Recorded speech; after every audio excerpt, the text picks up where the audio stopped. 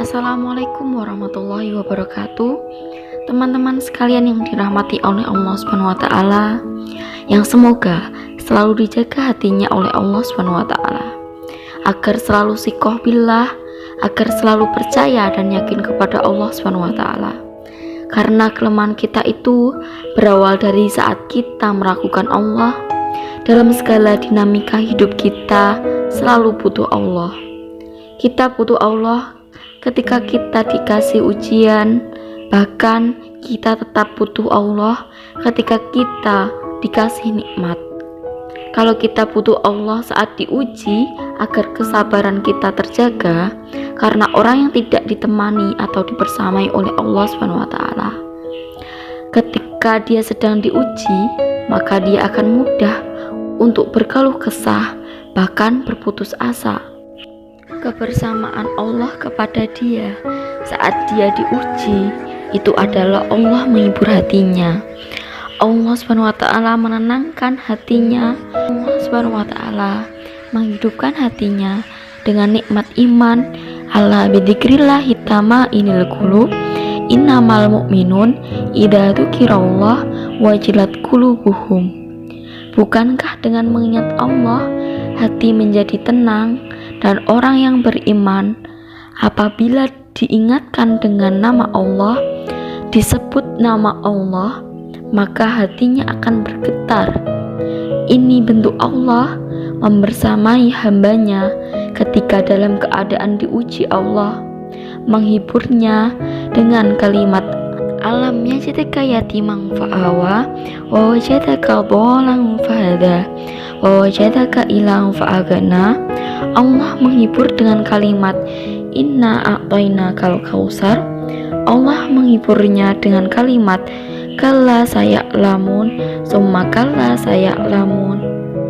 Menghiburnya dengan kalimat la tahzan innallaha ma'ana. Ini adalah ketika Allah membersamai seorang hamba saat dia dalam keadaan diuji.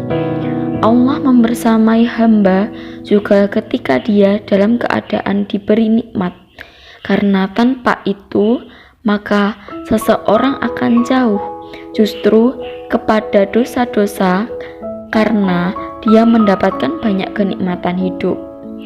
Kalau Allah SWT tidak menjaga dia saat dia diberi nikmat, maka nikmat itu justru menjadi jalan bagi dia untuk terjerumus kepada banyak dosa.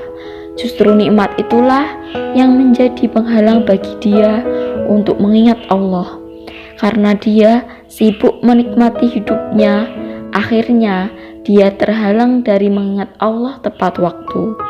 Sibuk menikmati hidupnya, terhalang dari Allah untuk bangun tengah malam karena tidurnya larut.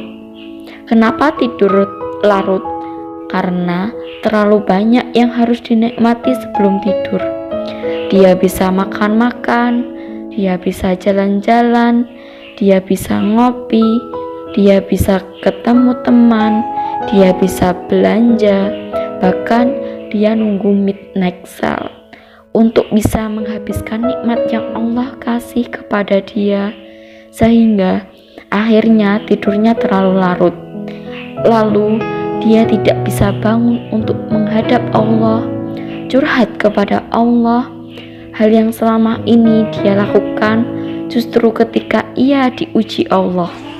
Ketika diuji oleh Allah, mudah bagi dia bangkit tengah malam, curhat, sujud panjang, menangis dalam doa. Ketika Allah kasih nikmat, curhatnya hilang, malamnya lelap, sampai bahkan subuhnya kelewat. Ini kalau Allah tidak membersamai hamba ketika diberi nikmat, sehingga orang yang seperti ini, kalau dalam keadaan seperti ini terus-menerus dalam jangka waktu yang lama, nanti dia akan terjebak ke dalam istijrat atau pemberian kenikmatan untuk orang-orang yang dimurkai oleh Allah. Na'udzubillahi min dzalik. Semoga kita dijauhkan dari perasaan buruk agar Allah senantiasa membersamai kita. Amin amin ya robbal alamin. Mungkin itu sedikit yang saya sampaikan, kurang lebihnya mohon maaf. Assalamualaikum warahmatullahi wabarakatuh.